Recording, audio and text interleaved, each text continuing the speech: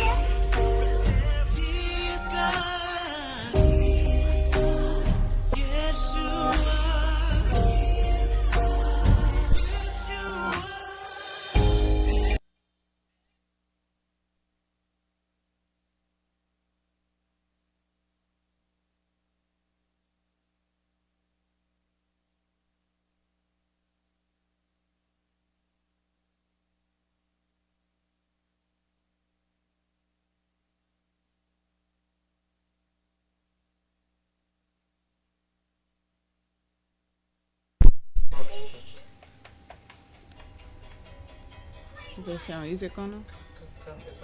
Oh, hi. When you gotta tell me when stuff's going on. My producers. You have a good producer, but you don't be listening. You be trying to do stuff yourself. You gotta listen to my producer be trying to set me up on the stream stuff. I told you don't press nothing. Don't touch nothing. Thank you. Hi everybody, Bria Spires here. Thank you so much for tuning into my stream today.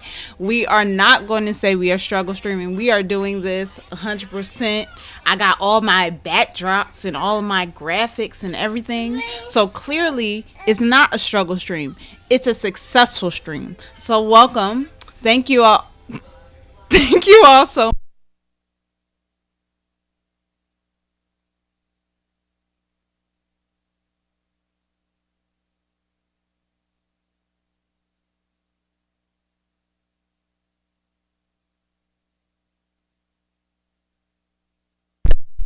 So this was on my heart to talk through because I know that anytime I share anything on my channel, just know that there's a facet of it that I have personally gone through, me and my husband. So I know that my biggest thing when I look for content creators and look for information about the things that I'm going through in my life, I want people to speak on the things that they have actually gone through. I don't like the coulda, shoulda, woulda, maybe, kinda, sorta people. I like people who have been tried and true and they've actually experienced the things that I'm going through and can speak on those things, because I think that for me it's more authentic that way. So today we're talking about default parents, and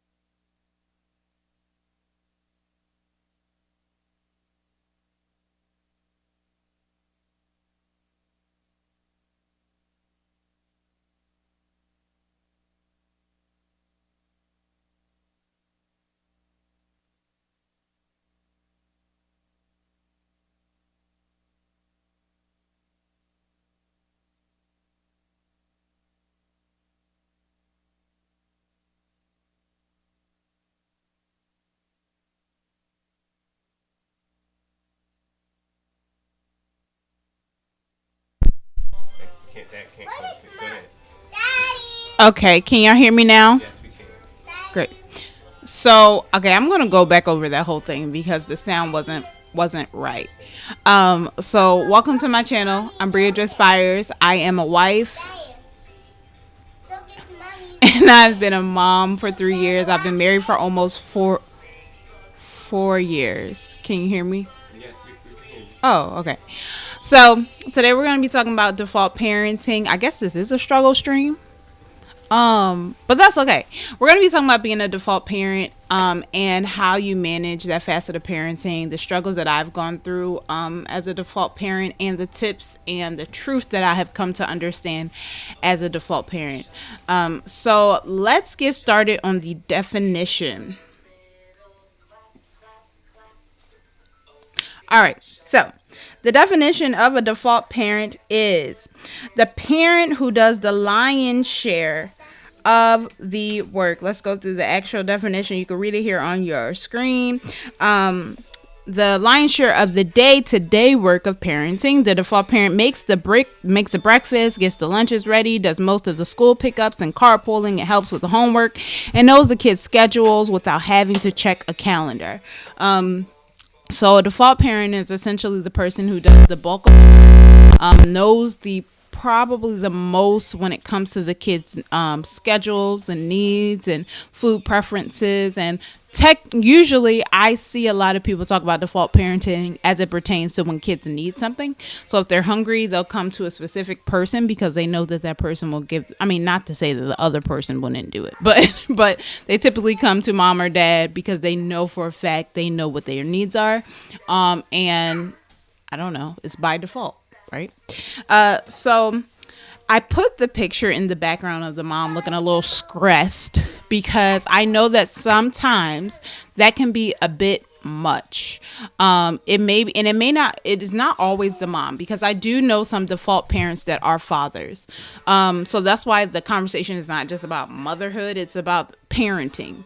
So the default parent usually have to care for everyone in the family, and is primarily in charge of the children. Again, I'm a stay-at-home mom of 2. My kids are 3 and 1. So I know the feeling, not now, by the grace of God, but I know the feeling of being the person that knows and does all of the things. And I know how stressful it can get. I know how much mentally it could be taxing. But I also know that at times, bit of playing on those stressors, playing on those shortcomings, playing on that overwhelmed feeling you may have as the default parent.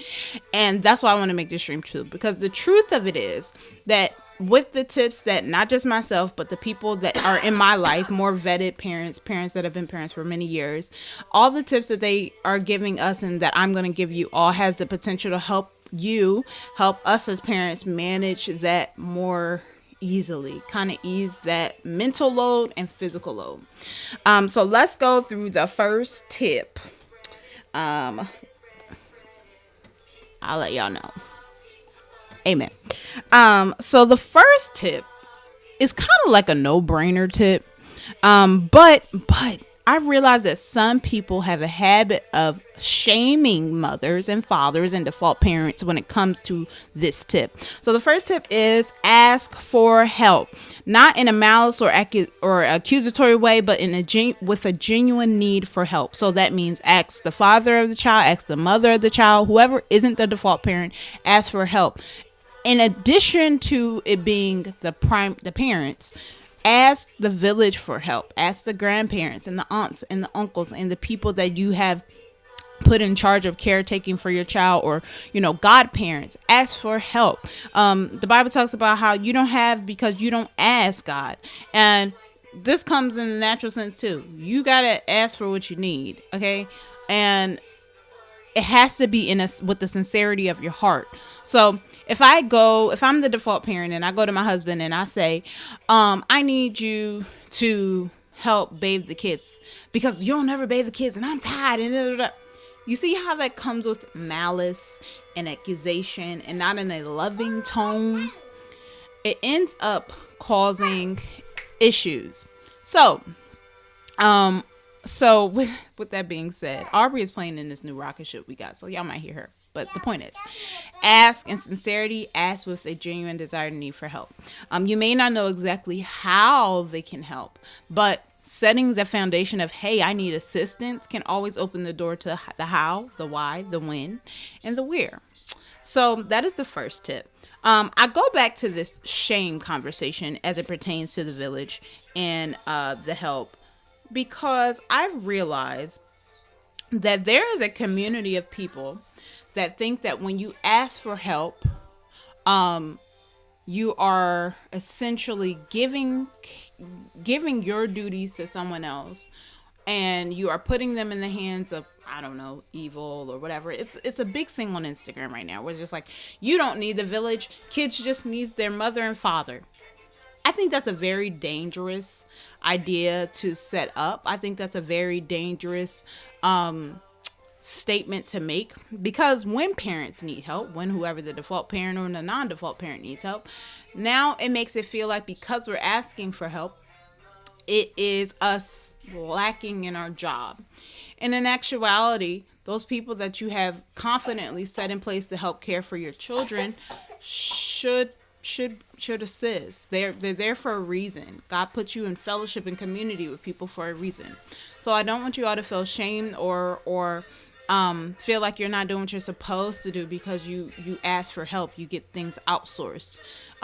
There's this false narrative that you have to be some sort of workhorse as a parent.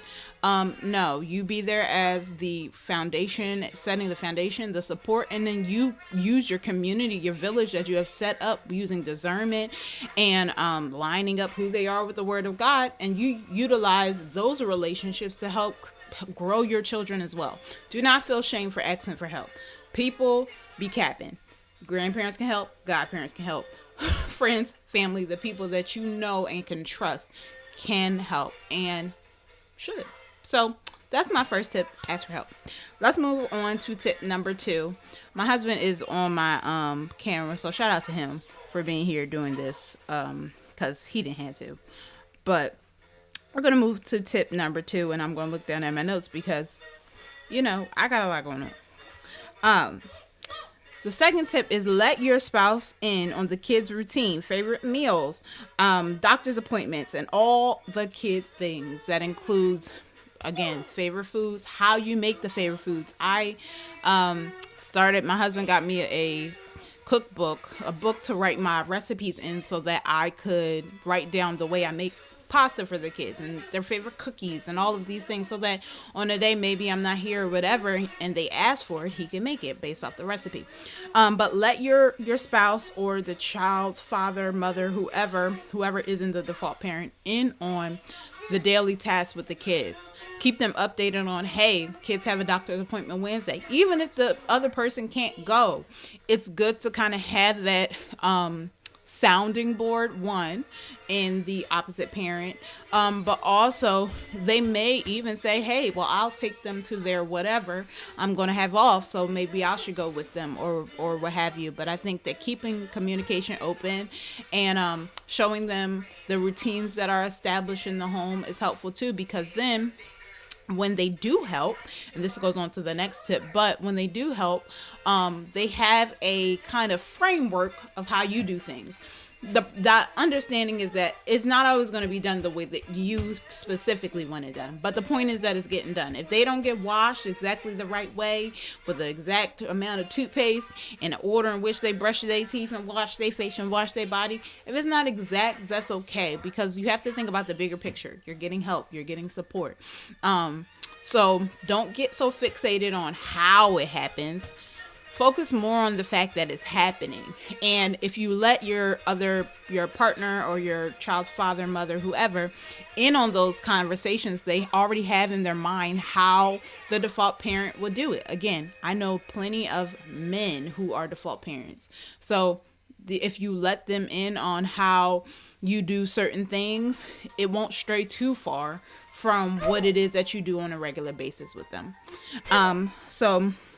And again, this is not going to be a long live stream, but I needed to share these tips because I think that people, I realize that sometimes YouTube fixates on the wrong, and nobody's giving anybody tips on the right. So I'm going to give the right tips on how and the why and the when, and we going to do this. So let's do this way.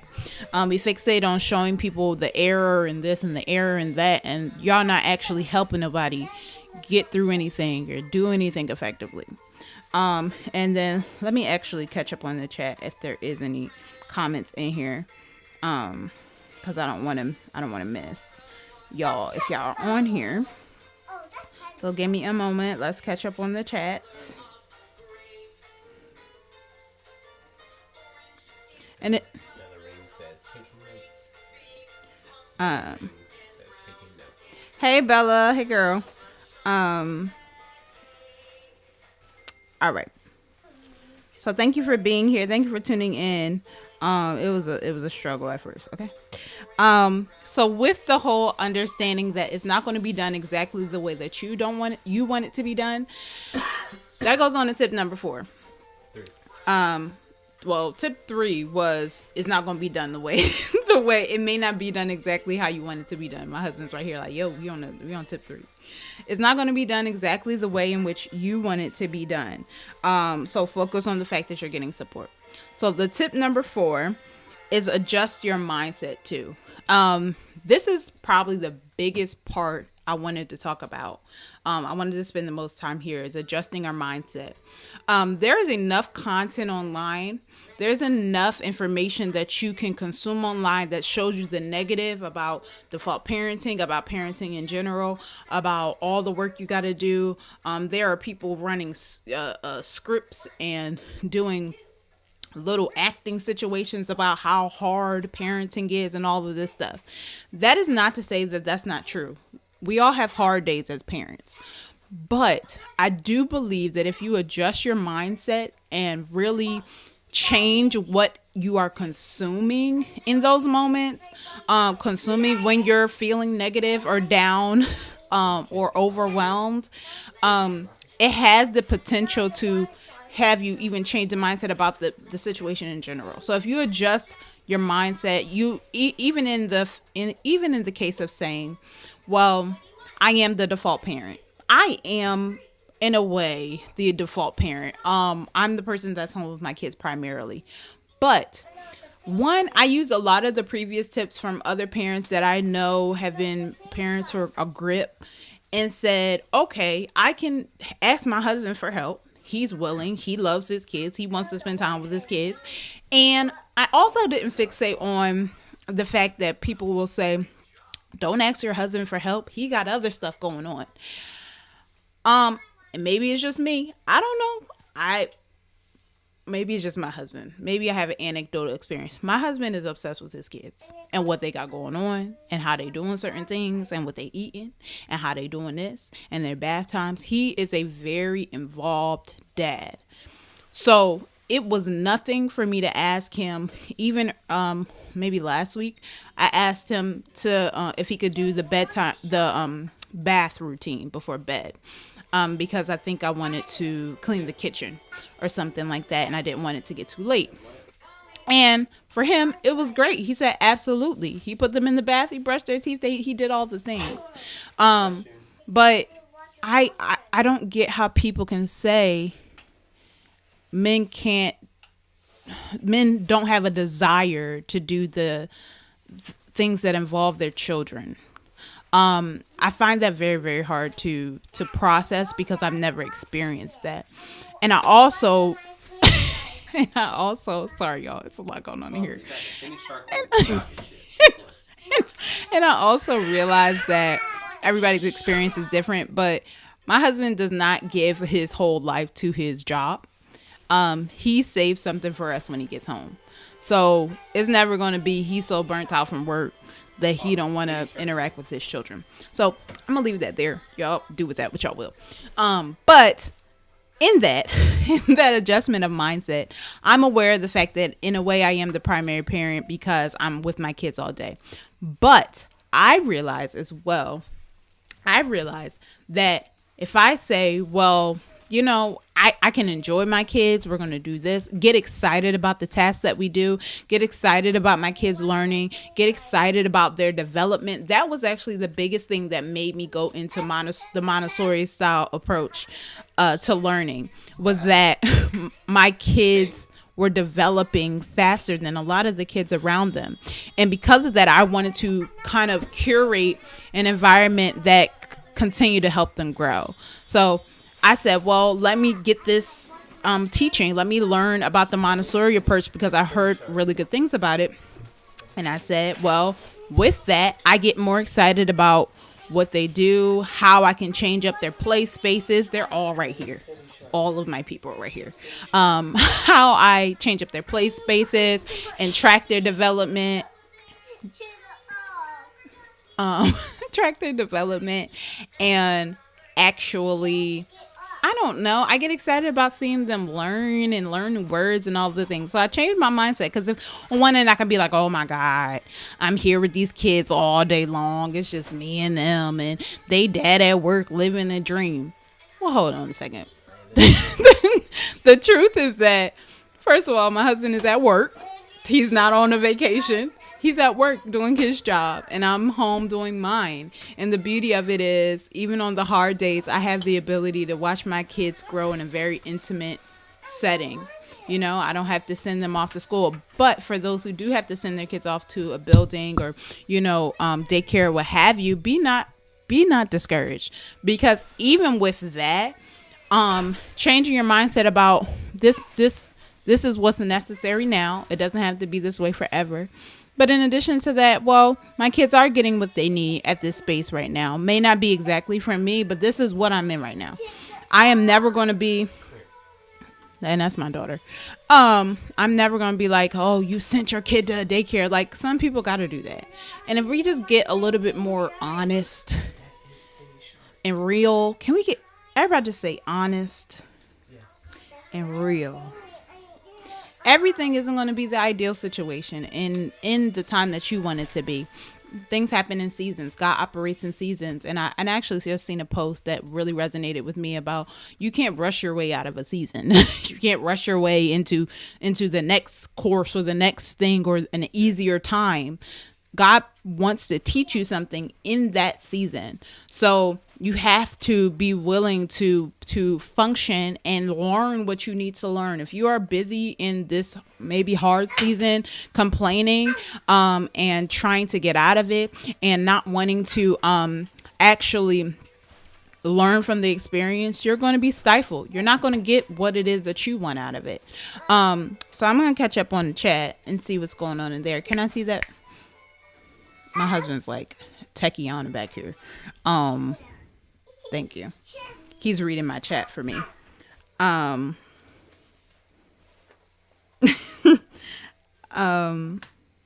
Yeah, so approaching with grace and gratitude has been the best change I've made. Accepting help and delegating certain tasks has been great for my mental and physical health. Absolutely. Y'all, like, it's okay to outsource things. It's okay to say, I need help. We are going through a very unique experience as parents sometimes, especially as default parents. And the reality is, some of the people that be trying to give advice have been parents for 3 seconds. And no shade or nothing, but we can't, no one gets to be shamed into being a good parent, right? I think that ends up causing more harm than good. But if you are willing to delegate, if you're willing to actually change your mental, the physical will change with it. That's my biggest advice. The physical will change with it. So if there be no questions, I just wanted to kind of bring it back. Y'all know it's always wrapped in a bow of let God be God, okay? And I know, and God was pulling on my heartstrings this morning when I was doing my morning. So on one end, the kids and I are starting this week the fruits of the spirit. Like I'm trying to teach them the fruits of the spirit according to Galatians 5. But this afternoon, he's singing to Nathan. This afternoon, I was reading my own self, 1 Kings. Let me pull it up. They're having a concert back here. 1 Kings, and I believe it was the 5th chapter too. Now that I think about it. Let's open that up. And I would say my human concordance opening up, but yeah.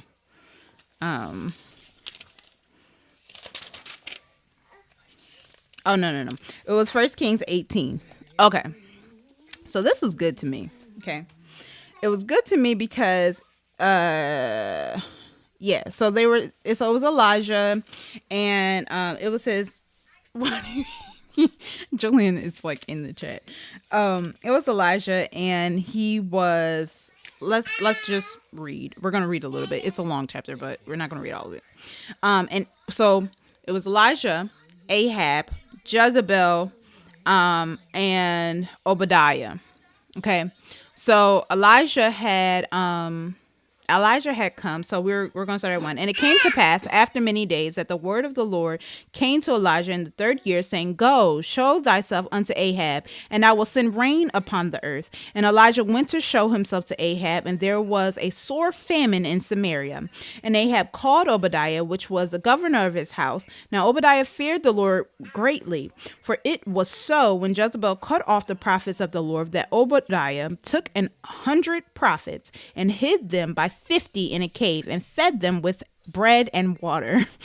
And Ahab said unto Obadiah, Go unto the land, unto all fountains of water, and unto all brooks, peradventure we may find grass to save the horses and mules alive, that we lose not all the beasts. So they divided the land between them to pass through it. Ahab went one way by himself, and Obadiah went another way by himself. And as Obadiah was in the way, behold, Elijah met him, and he knew, sing Nathan, and fell on his face and said, Art thou my Lord Elijah? And he answered him, And I am. Go tell thy Lord, behold, Elijah is here. So Obadiah was like, wait, hold on, you trying to get me caught up? You want me to go tell them you here? Now, why you want me to go do that? Because they gonna try to like off me, because they're gonna be upset that you're here. Thank you, Nathan. And I'm giving y'all the ghetto version of this story because it's a little long. But and I wish you had your mic, because I would have had you be my reader. And he said, What have I sinned, that thou wouldest deliver thy servant into the hand of Ahab to slay me? As the Lord thy God liveth, there is no nation or kingdom whither my Lord hath not sent to seek thee. And when they said, He is not there, he took an oath of the kingdom and nation that they found thee not. Are you reading really? Uh-huh. Okay. And go ahead. Do you know what verse we're at? No. And y'all know he need glasses, so this is gonna be funny. What verse did you say? I think it was 25. 25. Let them therefore give it. You ain't gotten to the sacrifices yet. Oh no. You was at. Behold, Elijah is here. Did you do that one? Yeah. Read that. Just read that again. And now thou sayest, Go tell. I need my glasses.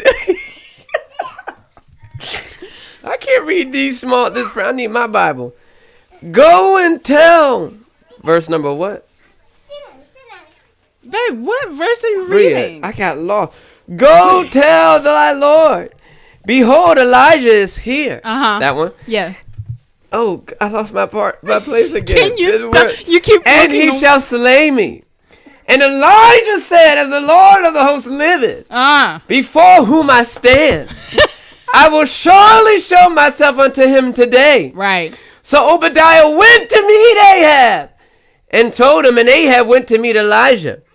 And it came to pass, when Ahab saw Elijah, that Ahab said unto him, Art thou he that troubleth Israel?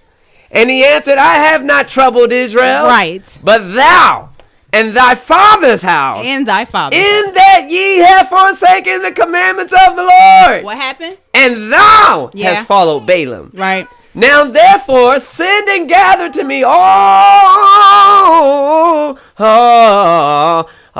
the children of Israel unto Mount Caramel. Caramel, not Carabel. I'm hungry. That's what happens when you get hungry. And the prophets of Baal 450. Yeah. And the prophets of the groves 400. Right. Which eat at Jezebel's table. So Ahab sent on to all the children of Israel, and gathered the prophets together unto Mount Carmel. And Elijah came unto all the people and said, How long halt ye between two opinions? If the Lord be God, Right. follow him. But if Baal, then follow him. And the people answered him not a word. Then said Elijah unto the people, I, even I only, remain a prophet of the Lord. Yeah. But Baal's prophets are 450 men.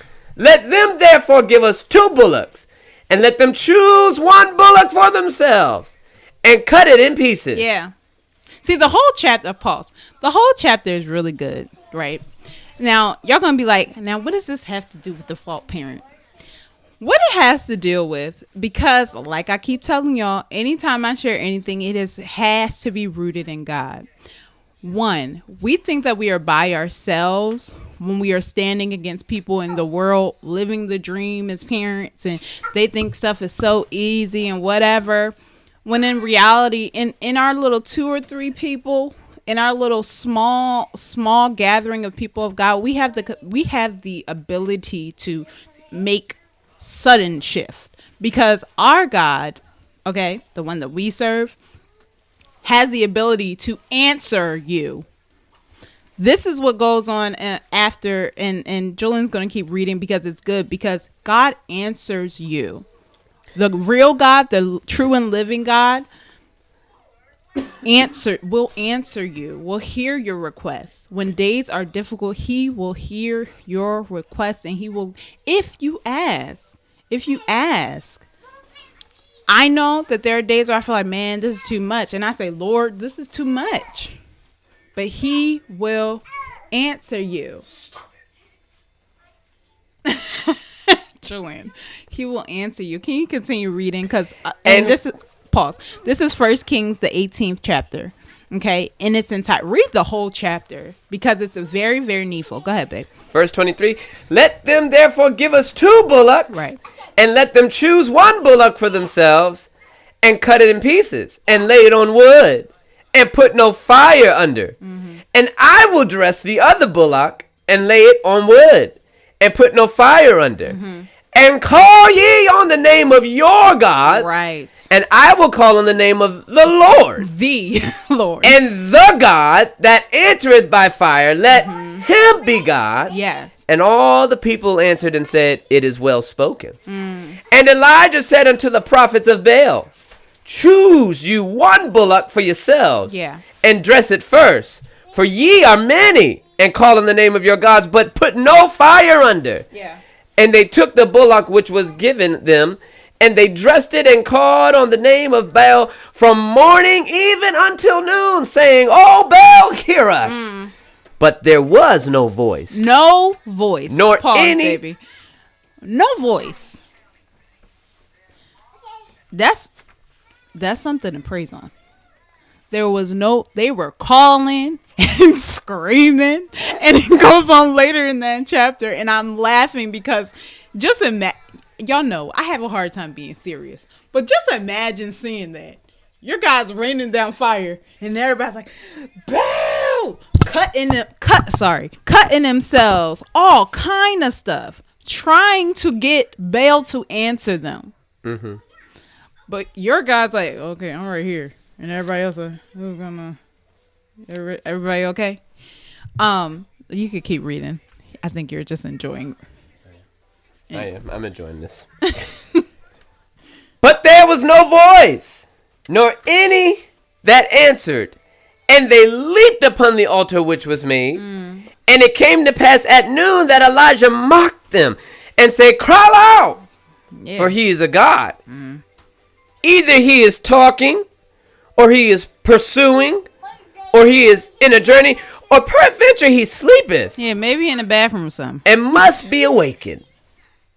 And they cry aloud and cut themselves after their manner with knives and lancets, till the blood gushed out upon them. And it came to pass when midday was past, and they prophesied until the time of the offering of the evening sacrifice, that there was neither voice, nor any to answer, nor any that regarded. And Elijah said unto all the people, Come near unto me. And all the people came near unto him, and he repaired the altar of the Lord that was broken down. And Elijah took 12 stones according to the number of the tribes of the sons of Jacob, unto whom the word of the Lord came, saying, Israel shall be thy name. And with the stones he built an altar in the name of the Lord. And he made a trench about the altar, as great as would contain 2 measures of seed.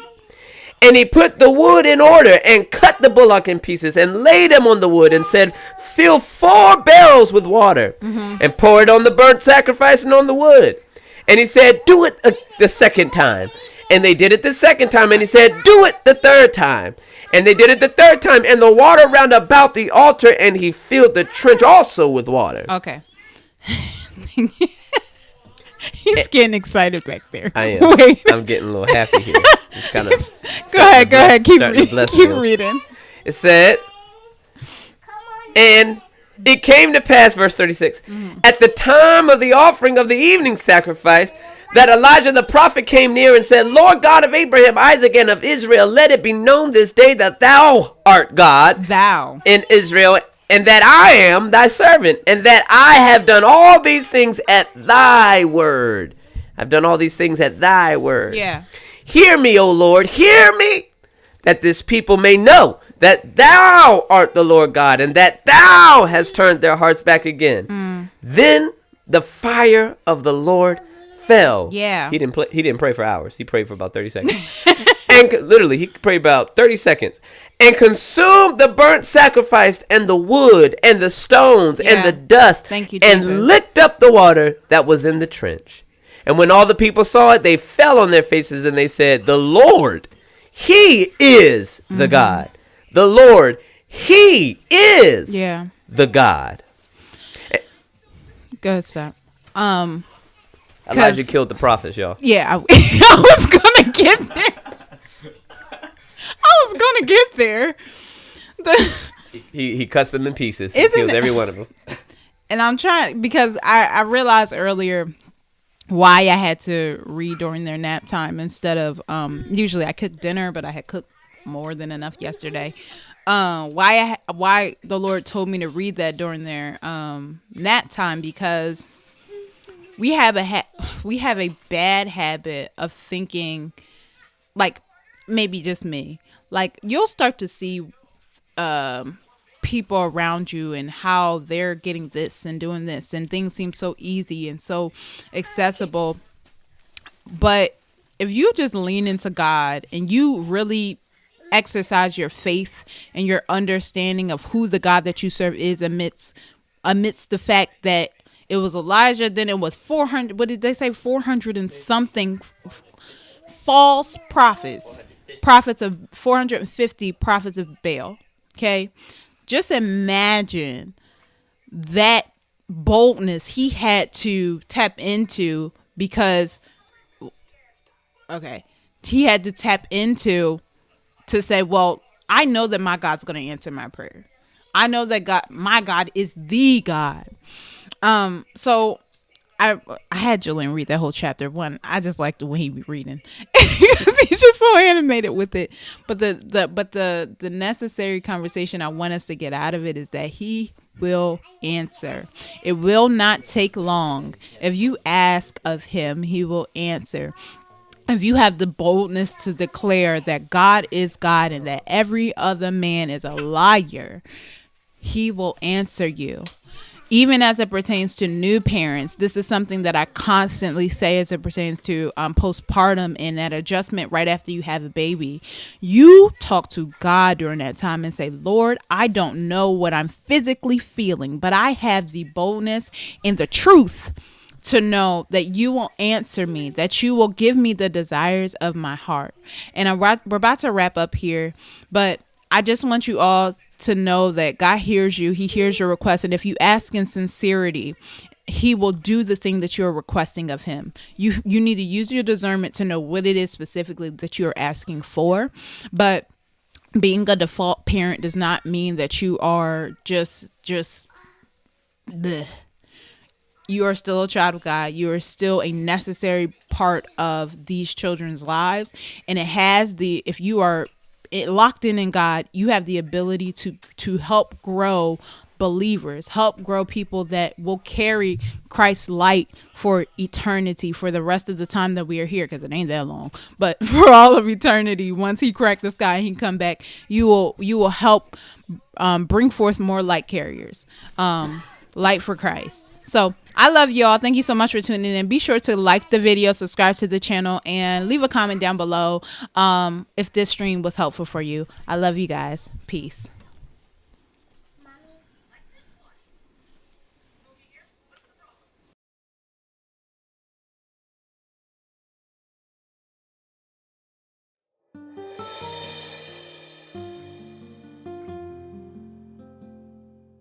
We stand amazed at your presence.